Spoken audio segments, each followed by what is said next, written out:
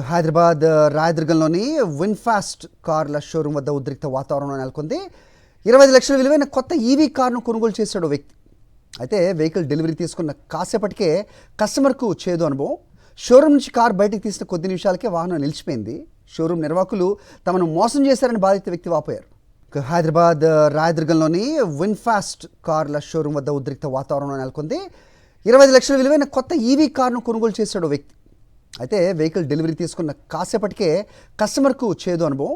Showroom నుంచి car బయటకు తీసిన కొద్ది నిమిషాలకే వాహనం నిలిచిపోయింది. షోరూమ్ నిర్వాహకులు తమను మోసం చేశారని బాధిత వ్యక్తి వాపోయారు.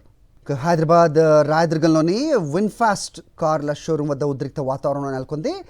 25 లక్షల విలువైన కొత్త ఈవీ కారును కొనుగోలు చేశాడు వ్యక్తి. అయితే వెహికల్ డెలివరీ తీసుకున్న కాసేపటికే కస్టమర్కు చేదు అనుభవం. షోరూమ్ నుంచి కారు బయటకు తీసిన కొద్ది నిమిషాలకే వాహనం నిలిచిపోయింది. షోరూమ్ నిర్వాహకులు తమను మోసం చేశారని బాధిత వ్యక్తి వాపోయారు. హైదరాబాద్ రాయదుర్గంలోని విన్ఫాస్ట్ కార్ల షోరూమ్ వద్ద ఉద్రిక్త వాతావరణం నెలకొంది. 25 లక్షల విలువైన కొత్త ఈవీ కారును కొనుగోలు చేశాడు వ్యక్తి. అయితే వెహికల్ డెలివరీ తీసుకున్న కాసేపటికే కస్టమర్కు చేదు అనుభవం.